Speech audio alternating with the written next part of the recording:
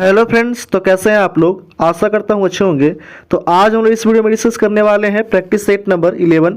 Practice set number 1 to 10 हम लोग पिछले वीडियो में कंप्लीट कर लिए थे और ये आपको स्पेशल सीरीज चलाया जा रहा था सामान्य अध्ययन का, जो एडिटोरिया का न्यू बुक आया था 7500 प्लस MCQ का, उससे हम लोग स्टार्ट किए थे। और जितने भी आपको MCQ कराया जाता है ये टोटल NCERT बेस पर आधारित है। एक प्रैक्टिस सेट में आपको 50 मोस्ट इंपोर्टेंट जीके जीएस का MCQ कराया जाता है फुल डिस्कशन के साथ। तो कृपया अभी तक जो भी चैनल को सब्सक्राइब नहीं किया है तो कृपया सब्सक्राइब कर दें, लाइक कर दें, बेल आइकन दबा दें और अलग अलग रिलेटेड ग्रुप में शेयर कर दें। जिनका एग्जाम आने वाला है या जिनका एग्जाम चल रहा है उनके लिए मोस्ट इंपोर्टेंट सीरीज है। इसका PDF आपको व्हाट्सएप ग्रुप पे प्रोवाइड कर दिया जाता है और व्हाट्सएप ग्रुप का लिंक इस वीडियो के डिस्क्रिप्शन में लिंक दे दिया गया है, तो वहाँ से जाकर आप ज्वाइन कर लीजिएगा। आते हैं हम लोग देखते हैं प्रैक्टिस सेट नंबर 11 का पहला क्वेश्चन है। तो प्रैक्टिस सेट नंबर 11 का पहला क्वेश्चन दिया गया है। फर्स्ट क्वेश्चन है हमारा, फर्स्ट क्वेश्चन है कि निम्न कथनों में से कौन सा एक सही नहीं है, ये बताना है। पहला कथन है कि जब जल का वाष्प दाब वायुमंडलीय दाब के समान हो जाता है तब जल का घनत्व, ठीक है, जल का जो क्वथन प्रारंभ हो जाता है, तो पहला कथन सही है। दूसरा कथन है कि जल सर्वत्रिक विलायक रूप में जाना जाता है, तो ये भी सही है। तीसरा है कि जल के अस्थायी कठोरता MgCl2, CCl2, MgSO4 की उपस्थिति के कारण होता है, तो ये भी सही है। चौथा है कि बर्फ का घनत्व जल के घनत्व से अधिक होता है, तो ये गलत है। यानी कि यहाँ पे चुनना था कि कौन सा कथन सही नहीं है, तो ऑप्शन नंबर क्या हो जाएगा, डी हो जाएगा राइट आंसर। नेक्स्ट क्वेश्चन है, अगला प्रश्न है कि ट्रांसफार्मर के कोड बनाने के लिए किसका प्रयोग किया जाता है। तो ट्रांसफार्मर का कोड बनाने के लिए नर्म लोहा का प्रयोग किया जाता है, ऑप्शन नंबर डी हो जाएगा राइट आंसर। और स्टेनलेस स्टील में कार्बन का जो मात्रा होता है वो होता है आपका 0.08 से लेकर के 1.10% तक होता है कार्बन की मात्रा। नेक्स्ट क्वेश्चन है, अगला प्रश्न दिया गया है कि वातावरण क्षैतिज ऊष्मा अंतरण को क्या कहा जाता है। तो वातावरण में क्षैतिज ऊष्मा अंतरण को कहा जाता है अभिवहन, ऑप्शन नंबर डी हो जाएगा राइट आंसर। नेक्स्ट क्वेश्चन है, अगला प्रश्न दिया गया है कि निम्नलिखित कथनों पर विचार करना है, बताना इसमें कौन सा कथन सही नहीं है। पहला कथन है कि समुद्र में बायोमास का पिरामिड सामान्यतः उल्टा होता है, ठीक है। दूसरा है कि एक ही प्रजाति एक ही समय में एक ही परिस्थिति तंत्र में एक से अधिक पोषित स्तर पर हो सकती है, तो ऑप्शन नंबर डी हो जाएगा राइट आंसर, ठीक है। बोला पूछा गया था कि कौन सा कथन सही नहीं है, तो न कथन ए और न कथन 2 कोई भी सही नहीं है, ऑप्शन नंबर डी हो जाएगा राइट आंसर। नेक्स्ट क्वेश्चन है, अगला प्रश्न दिया गया है, क्वेश्चन नंबर 5 है कि निम्न में से किस अवस्था में जल की गतिशीलता न्यूनतम होता है। तो जल की गतिशीलता न्यूनतम होता है बर्फ अवस्था में। बर्फ का जो गुप्त ऊष्मा होता है वो होता है आपका 80 कैलोरी पर ग्राम होता है और वाष्प का जो गुप्त ऊष्मा होता है वो 540 कैलोरी पर ग्राम होता है। नेक्स्ट क्वेश्चन है, अगला प्रश्न दिया गया है कि कोलेस्ट्रॉल में कौन सा इम्यूनोग्लोबिन प्रचुर मात्रा में होता है। तो ये होता है आपका IgA होता है, ऑप्शन नंबर डी हो जाएगा राइट आंसर। नेक्स्ट क्वेश्चन है, अगला प्रश्न है कि पाचन के संबंध में निम्न में से कौन सा क्रम सही है, ये बताना है, ठीक है। पाचन जो है वो कहाँ से स्टार्ट होता है और कहाँ पे खत्म होता है, तो ये आपका राइट आंसर हो जाएगा ऑप्शन नंबर ए, मुख्य, ठीक है, मुख्य गुहिका से स्टार्ट होता है, अग्रासिका, अमाशय, क्षुद्रांतर, बिदांत तक चलता है, ऑप्शन नंबर ए हो जाएगा राइट आंसर। इसका जो सही क्रम है वो है option number A. Next question है, अगला प्रश्न है कि कोशिका का वह बाह्यतम आवरण कौन सा है जो कोशिका के अवयवों को उसके बाह्य वातावरण से अलग करता है। तो अलग करता हुआ है प्लाज्मा झिल्ली, ऑप्शन नंबर ए हो जाएगा राइट आंसर। नेक्स्ट क्वेश्चन है, अगला प्रश्न दिया गया कि निम्नलिखित में से किस संघ के सदस्य मुक्त जीवन जीने वाले विशिष्ट समुद्री जीव होते हैं। तो किस संघ के जो सदस्य हैं वो मुक्त जीवन जीने वाले विशिष्ट समुद्री जीव होते हैं, तो है आपका इकाइनोडर्मेटा। इकाइनोडर्मेटा का जो एग्जाम्पल है वो है आपका समुद्री आर्चिन हो गया, समुद्री खीरा, ये सभी जो जीव है ये सभी आते हैं इकाइनोडर्मेटा के अंतर्गत, ठीक है। ऑर्थोपोडा के अंतर्गत क्या क्या आते हैं, तो कीड़े, केकड़े, ये सभी आते हैं। मोलस्का में आता है, ठीक है, मोलस्का में क्या आता है, घोंघा आता है, क्लैम आता है, स्लैग आता है, ये सभी जो है वो मोलस्का का एग्जाम्पल है। नेक्स्ट क्वेश्चन है, क्वेश्चन नंबर 10 है कि लैंगिक प्रजननशील प्राणियों में सामान्य गुण के वंशाणुओं की कितने प्रतिरूप मौजूद होते हैं। तो ये प्रतिरूप 2 प्रतिरूप जो है मौजूद होते हैं, ऑप्शन नंबर ए हो जाएगा राइट आंसर। नेक्स्ट क्वेश्चन है, अगला प्रश्न है कि किस प्रकार के अंगों की बुनियादी संरचनाएं उत्पत्ति समान होती है परंतु उनके कार्य भिन्न होते हैं। तो है आपका समजात अंग, ऑप्शन नंबर बी हो जाएगा राइट आंसर। नेक्स्ट क्वेश्चन है, अगला प्रश्न दिया गया है कि किस संघ के सभी जंतु खारे जल में पाए जाते हैं। तो खारे जल में पाए जाने वाले जो जंतु हैं वो आपका पोरीफेरा संघ के जितने भी जंतु हैं वो सभी खारे जल में पाए जाते हैं। नेक्स्ट क्वेश्चन है कि निम्नलिखित में से कोशिका अंगकों में कौन पादप कोशिका में पाया जाता है परंतु जंतु कोशिका में नहीं पाया जाता है? तो हरित लवक जो है वो केवल पादप कोशिका में पाया जाता है, जंतु कोशिका में नहीं पाया जाता है। ठीक है, और ये जो पाया जाता है कहाँ कहाँ पे? तो हरित लवक जो है वो केंद्रक में, ठीक है, क्लोरोप्लास्ट में, क्लोरोफिल में, ये सभी में हरित लवक पाया जाता है। नेक्स्ट क्वेश्चन है, अगला प्रश्न दिया गया है कि निम्नलिखित में से प्रोटोजोआ नहीं है कौन सा?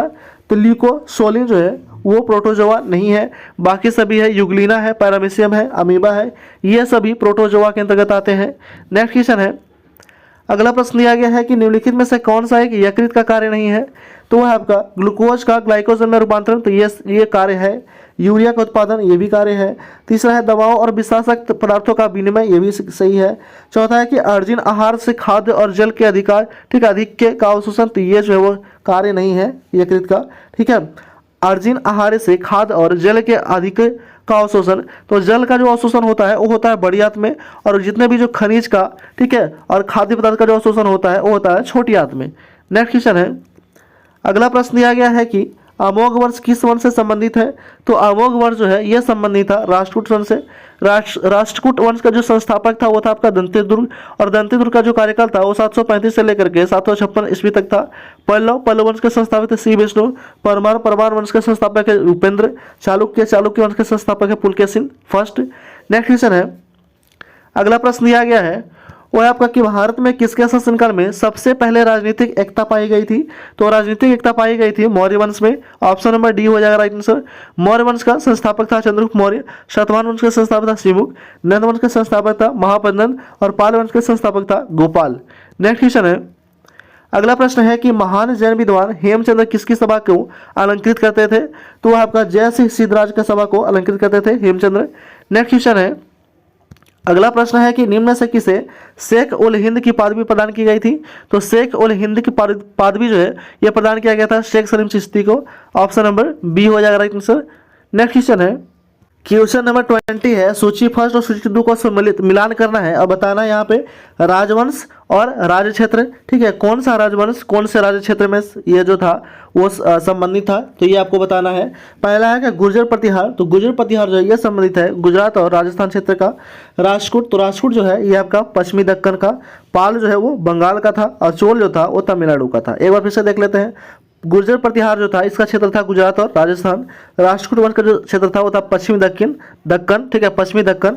और पाल वंश का जो क्षेत्र था वो था बंगाल था, और चोल का जो था वो जो शासन क्षेत्र जो था वो था आपका तमिलनाडु था। इसका जो राइट आंसर हो जाएगा वो हो जाएगा आपका ऑप्शन नंबर डी 3, 2, ठीक है, 3, 1, 2, 4। नेक्स्ट क्वेश्चन है, अगला प्रश्न है कि निम्न सूफियों में किसने कृष्ण को औलिया का स्वरूप माना है? तो कृष्ण को औलिया का स्वरूप माना है वो माना है आपका शाह मोहम्मद गौस ने। ऑप्शन नंबर ए हो जाएगा राइट आंसर। नेक्स्ट क्वेश्चन है, अगला प्रश्न दिया गया है वो है कि फतुह अस सलातीन नामक ग्रंथ के लेखक कौन है? तो फतुह अस सलातीन नामक ग्रंथ के जो लेखक है वो है आपका अब्दुल मलिक इस्लामी। ऑप्शन नंबर बी हो जाएगा राइट आंसर। नेक्स्ट क्वेश्चन है, अगला प्रश्न है कि उदयगिरी गुफा लेख में किस गुप्त शासक में विजयों का उल्लेख है? तो यह उल्लेख है आपका चंद्रगुप्त द्वितीय का। ऑप्शन नंबर सी हो जाएगा राइट आंसर। नेक्स्ट क्वेश्चन है, अगला प्रश्न है कि भारत का प्रथम महिला विश्वविद्यालय कौन है? तो भारत का प्रथम महिला विश्वविद्यालय SNDT महिला विश्वविद्यालय था, और इसका स्थापना होता है कब? इसका स्थापना होता है 2 जुलाई 1916 को। कहाँ पे? मुंबई में।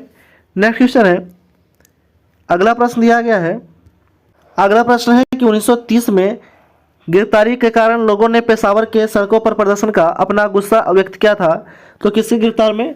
तो था आपका अब्दुल गफ्फार खान के गिरफ्तारी के कारण लोगों ने पेशावर की सड़कों पर प्रदर्शन कर अपना गुस्सा जो था वो व्यक्त किया था। ऑप्शन नंबर ए हो जाएगा राइट आंसर। नेक्स्ट क्वेश्चन है, अगला प्रश्न है कि 1916 में महात्मा गांधी ने किसे प्रेरित करने के लिए बिहार के चंपारण की यात्रा किया था? तो था आपका किसानों को प्रेरित करने के लिए 1916 में गांधी जी ने चंपारण की यात्रा किए थे। नेक्स्ट क्वेश्चन है, अगला प्रश्न दिया गया है वो है कि 1857 के विद्रोह के प्रमुख कारण शामिल नहीं है कौन सा? तो आपका भारतीय और अंग्रेजों के बीच अंतर्विवाह पर रोक लगाने वाले कानून, तो यह जो था प्रमुख कारण नहीं है। ठीक है, 1857 के विद्रोह का ये जो है कारण नहीं है। बाकी सभी है शिक्षा की नई प्रणाली, विधवा पुनर्विवाह अधिनियम, अफगानिस्तान और भारतीय सिपाहियों का प्रेषण, ये सभी है। ऑप्शन नंबर डी हो जाएगा राइट आंसर। नेक्स्ट क्वेश्चन है, अगला प्रश्न है कि निम्नलिखित में से कौन सी सिफारिश साइमन कमीशन की नहीं थी। तो साइमन कमीशन का सिफारिश नहीं था, वो था आपका सांप्रदायिक निर्वाचन क्षेत्र का रद्द करना। ये जो था वो साइमन कमीशन का सिफारिश नहीं था। साइमन कमीशन जो था वो भारत कब आता है तो 1928 में आता है, ठीक है। द्वैध शासन उन्मूलन ये था। प्रांतों में जिम्मेदार सरकार का विस्तार ये भी था। ब्रिटिश भारत और रियासतों का संघ की स्थापना तो ये भी था। यानी कि ऑप्शन नंबर डी जो था सांप्रदायिक निर्वाचन क्षेत्र ये जो था वो नहीं था साइमन कमीशन का एक सिफारिश, ठीक है। और साइमन कमीशन जो था वो भारत आगमन होता 1928 में।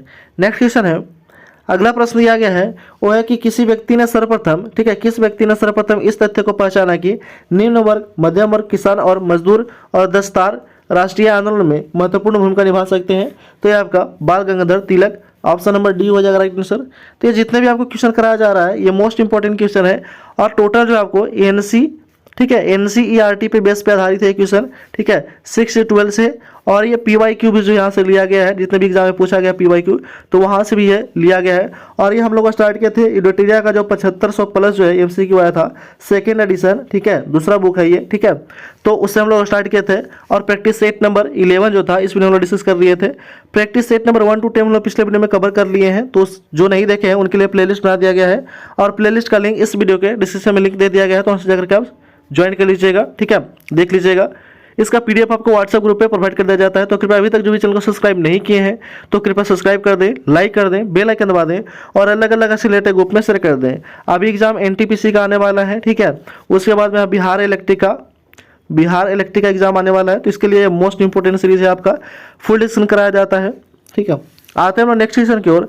अगला क्वेश्चन है 30 नंबर क्वेश्चन। दिया गया है कि गांधी जी के अनुसार, ठीक है, गांधी जी के अनुसार क्या है, तो गांधी जी के अनुसार जो है वो साध्य और साधन परंपरा संबंधित है, ऑप्शन नंबर डी हो जाएगा राइट आंसर। नेक्स्ट क्वेश्चन है 31 नंबर क्वेश्चन दिया गया कि लक्षद्वीप समूह के बारे में निम्नलिखित कथन पर विचार करना है और बताना है कि कौन सा कथन सही है इसमें, ठीक है। पहला कथन है कि द्वीपों का यह समूह छोटे छोटे मूंगों से बना है, तो ये सही है। दूसरा है कि पहले इनमें लेकाडीव, ठीक है, लेकाडीव, मिनिकॉय और अमित द्वीप के नाम से जाना जाता था, तो ये भी सही है। तो तीसरा है कि तमिलनाडु के कोरोमंडल तट से निकट स्थित द्वीप समूह है, तो ये जो है वो क्या है तो गलत है। यानी कि ऑप्शन नंबर केवल पहला और दूसरा ही सही है, ठीक है, तीसरा जो है वो गलत है। नेक्स्ट क्वेश्चन है, अगला प्रश्न है कि श्रीहरिकोटा द्वीप बंगाल की खाड़ी के पृथक करता है, ठीक है।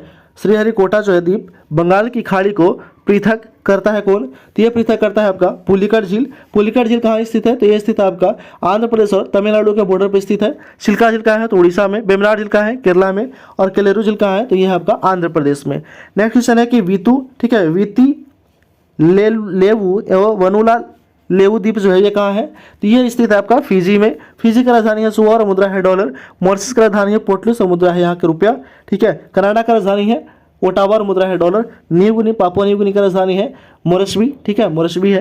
नेक्स्ट क्वेश्चन है, अगला प्रश्न है कि भारत के पूर्वोत्तर राज्यों की सीमा कुल कितने देशों से मिलती है, तो पूर्वोत्तर राज्यों की सीमा कुल 5 देशों से मिलती है, ऑप्शन नंबर सी हो जाएगा राइट आंसर।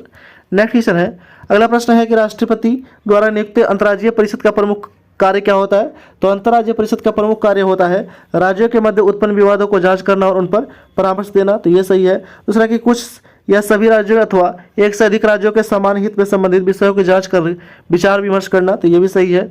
तीसरा कथन दिया गया है वो है कि उपयुक्त विषय पर विशेषकर इनमें से संबंधित नीति और कार्य के बेहतर संबंध की सिफारिश करना, तो ये भी सही है। ऑप्शन नंबर डी हो जाएगा राइट आंसर। उपयुक्त सभी जो है वो कथन क्या है तो सही है। नेक्स्ट क्वेश्चन है, अगला प्रश्न है कि भारतीय संघ के अंतर्गत किसी राज्य को मिलाने का अधिकार किससे है, तो मिलाने का अधिकार जो है वो सांसद को है, ठीक है, ऑप्शन नंबर सी हो जाएगा राइट आंसर। नेक्स्ट क्वेश्चन है 37 नंबर क्वेश्चन दिया गया है कि लोकतंत्र में एक ही कार्टूनिस्ट का काम है, ठीक है, कि कार्टून को जरिए अपने अधिकारों का प्रयोग आलोचना करना, व्यंग करने तथा राजनेताओं की गलतियों को ढूंढने के लिए करे। यह कथन किसका है, तो यह कथन जो है आर के लक्ष्मण का है, ऑप्शन नंबर सी हो जाएगा राइट आंसर। नेक्स्ट क्वेश्चन है, भारतीय संविधान मान्यता देता है किसको, तो भारतीय संविधान जो है यह मान्यता देता है आपका धार्मिक और भाषाई अल्पसंख्यकों को, ऑप्शन नंबर सी हो जाएगा राइट आंसर। नेक्स्ट क्वेश्चन है, अगला प्रश्न है कि निम्नलिखित में से कौन जनता द्वारा प्रत्यक्ष रूप से नहीं चुना जाता है, तो प्रत्यक्ष रूप से नहीं चुना जाता है वो आपका जिला परिषद के अध्यक्ष, यह जो है प्रत्यक्ष रूप से नहीं चुना जाता है, ऑप्शन नंबर सी हो जाएगा राइट आंसर। नेक्स्ट क्वेश्चन है, अगला प्रश्न है कि, ठीक है, अगला जो प्रश्न दिया गया है वो है आपका कि भारतीय संविधान के निम्नलिखित में से किस अनुच्छेद के अंतर्गत केंद्र सरकार राज्य सरकारों की योजना सहायता प्रदान करता है, तो है आपका अनुच्छेद 275। अनुच्छेद 282 में कहा गया है कि केंद्र और राज्यों को सार्वजनिक उद्देश्यों के लिए अनुदान देने से जुड़ा हुआ है। ठीक है, 294 अनुच्छेद 294 कहता है कि संपत्ति अस्तित्व दायित्व का अधिकार देता है। ठीक है, अनुच्छेद 293 जो है वो राज्यों द्वारा उधार लेने से संबंधित है। नेक्स्ट क्वेश्चन है, अगला प्रश्न है कि नमाबी मरुस्थल कहाँ स्थित है, तो नामीब मरुस्थल जो है यह स्थित है अफ्रीका में। ठीक है, ऑप्शन नंबर बी हो जाएगा राइट आंसर। नेक्स्ट क्वेश्चन है, अगला प्रश्न है कि राजस्थान का प्रसिद्ध पुष्कर मेला एक वर्ष में कितनी बार आयोजित किया जाता है, तो पुष्कर मेला जो है वो एक बार में, ठीक है, एक वर्ष में एक ही बार आयोजित किया जाता है। ऑप्शन नंबर ए हो जाएगा राइट आंसर। नेक्स्ट क्वेश्चन है, अगला प्रश्न है कि राष्ट्रीय आपदा प्रबंधन प्राधिकरण का अध्यक्ष कौन होता है, तो राष्ट्रीय आपदा प्रबंधन प्राधिकरण का अध्यक्ष होता है प्रधानमंत्री। ऑप्शन नंबर ए हो जाएगा राइट आंसर। नेक्स्ट क्वेश्चन है, अगला प्रश्न है कि निम्न में से कौन संयुक्त राष्ट्र सतत विकास लक्ष्य जिम्मेदारी पूर्ण खपत और उत्पादन से संबंधित है, तो यह संबंधित आपका SDG 12। ऑप्शन नंबर ए हो जाएगा राइट आंसर। नेक्स्ट क्वेश्चन है, अगला प्रश्न है कि कर्तन एवं दहन कृषि प्रणाली को भारत में किस राज्य में बेबर के रूप में जाना जाता है, तो ये जाना जाता है आपका मध्य प्रदेश में बेबर के रूप में जाना जाता है। मध्य प्रदेश की राजधानी है भोपाल और मध्य प्रदेश का स्थापना हुआ था 1 नवंबर 1956 को। राजस्थान का स्थापना होता है 30 मार्च 1949 को। झारखंड राज्य की स्थापना हुआ था 15 नवंबर 2000 को और आंध्र प्रदेश राज्य की स्थापना होता है 1 नवंबर 1956 को। नेक्स्ट क्वेश्चन है 46 नंबर क्वेश्चन, दिया गया है कि कौन सा सफल पीला सोना के रूप में प्रसिद्ध है, तो कौन सा फसल पीला सोना के रूप में प्रसिद्ध है, तो है आपका सरसों। पीला वाला जो सरसों है वो पीला सोना के रूप में जो है प्रसिद्ध है। ऑप्शन नंबर सी हो जाएगा राइट आंसर। नेक्स्ट क्वेश्चन है, क्वेश्चन नंबर 47 है कि पूंजीवादी अर्थव्यवस्था की पत्ती किसको बढ़ावा देती है, तो ये बढ़ावा देती है आपका मुक्त उद्यम और तथा प्रतिस्पर्धा को बढ़ावा देती है। ऑप्शन नंबर डी हो जाएगा राइट आंसर। नेक्स्ट क्वेश्चन है, अगला प्रश्न है कि कहा जाता है ठीक है, बैंकर वह है जो बंधक और के बीच अंतर होता है, तो बंधक और विनिमय पत्र के बीच अंतर जनता है, ठीक है, जानता है। ऑप्शन नंबर बी हो जाएगा राइट आंसर। नेक्स्ट क्वेश्चन है, अगला प्रश्न दिया गया है वो है कि किस अभिक्रिया के द्वारा ऑक्सीजन बाहरी वातावरण से पौधों की कोशिकाओं तक पहुंचता है, तो ये पहुंचता है आपका विसरण के द्वारा। ऑप्शन नंबर ए हो जाएगा राइट आंसर। नेक्स्ट क्वेश्चन है, अगला प्रश्न है और इस वीडियो का लास्ट क्वेश्चन है 50 नंबर क्वेश्चन, दिया गया है कि डैश पृथ्वी के वायुमंडल में तीसरी सबसे प्रचुर गैस कौन सी है, तो तीसरी सबसे प्रचुर गैस जो है वो है आपका आर्गन है। सबसे ज़्यादा क्या है, तो नाइट्रोजन है। कितना परसेंट, तो 78% है। ठीक है, 78%। कार्बन डाइऑक्साइड 0.03% है, ये भी ध्यान रखिएगा। ठीक है, तो इस तरह हम लोग सेट नंबर 11 जो था, ठीक है, सेट नंबर जो 11 जो था इस वीडियो में हम लोग समाप्त कर लिए हैं, जिसमें आपको 50 जो है वो मोस्ट इंपोर्टेंट जीके जीएस का क्वेश्चन आपको कराया गया फुल डिटेल के साथ। तो कृपया अभी तक जो भी चैनल को सब्सक्राइब नहीं किया है तो कृपया सब्सक्राइब कर दें, लाइक कर दें, बेल आइकन दबा दें और अलग अलग रिलेटेड ग्रुप में शेयर कर दें। Thanks for watching.